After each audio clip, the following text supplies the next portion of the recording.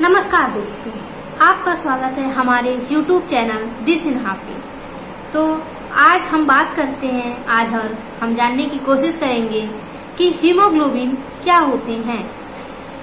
तो चलिए और शुरू करते हैं, देखते हैं कि हीमोग्लोबिन क्या होते हैं और इसके बारे में हम जानते हैं। हीमोग्लोबिन क्या होता है? हीमोग्लोबिन एक प्रोटीन है जो हमारे रेड ब्लड सेल्स के अंदर पाया जाता है और इसका काम होता है रेड ब्लड सेल्स के अंदर ऑक्सीजन को बॉडी ऑर्गन तक पहुंचाना और फिर कार्बन डाइऑक्साइड को सेल्स के बाहर लंग्स तक लेके जाना। ठीक है। हीमोग्लोबिन क्या है, कहाँ तक पाए जाते हैं? हीमोग्लोबिन रेड ब्लड सेल्स के अंदर पाए जाते हैं, मीन्स आरबीसी के अंदर। ठीक है। अब हम बात करते हैं कि हम कैसे पता करेंगे कि हीमोग्लोबिन का लेवल कम है या ज्यादा है, और कब पता चलता है कि हीमोग्लोबिन का लेवल कम है। तो हीमोग्लोबिन का लेवल को लो माना तब जाता है अगर मेल्स के अंदर 3.5 ग्राम पर डेसीलीटर से कम हो।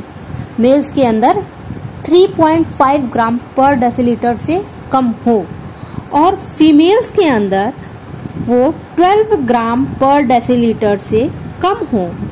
ठीक है। हीमोग्लोबिन का लेवल कम होता है तब जब मेल्स के अंदर 3.5 ग्राम पर डेसीलीटर से कम हो और फीमेल्स के अंदर 12 ग्राम पर डेसीलीटर से कम हो। अगर हमारे बॉडी में हीमोग्लोबिन का लेवल कम हो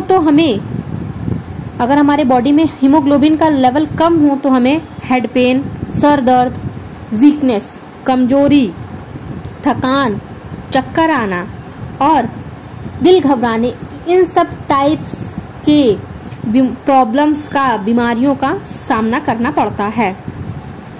और अगर किसी की बॉडी में हीमोग्लोबिन का लेवल बहुत ही ज्यादा कम हो जाए तो उसे एनीमिया भी हो जाता है। ठीक है। अगर हमारे बॉडी में हीमोग्लोबिन का लेवल कम हो तो हमें हेड पेन, वीकनेस, सर दर्द, चक्कर आना, इन सब चीजों का सामना करना पड़ता है। लेकिन अगर ये काफी मात्रा में कम हो जाए तो हमें अनीमिया भी हो सकता है। और अगर आपको भी अपने बॉडी में हर टाइम थकावट और कमजोरी लगती है तो काफी चांसेस हैं कि शायद हीमोग्लोबिन आपका भी लेवल कम हो।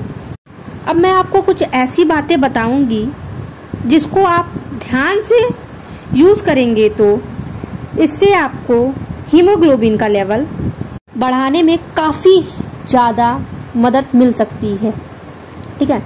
कुछ ऐसी बातें बताऊंगी जिससे आप अगर फॉलो करें या फिर उसको यूज करें तो आपके हीमोग्लोबिन का लेवल बढ़ाने में सहायता मिल सकती है।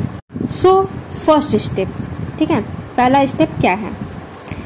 आपको हफ्ते में 2 से 3 अनार खाने हैं। आपको वीक में 1 और 2 अनार आपको खाने हैं। अनार क्यों खाने हैं? क्योंकि अनार में बहुत सारे न्यूट्रिएंट्स, कंपोनेंट्स होते हैं जो कि हमारे हीमोग्लोबिन के लेवल को बढ़ाने में मदद करते हैं। ठीक है। अब आते हैं सेकंड स्टेप। सेकंड स्टेप क्या है?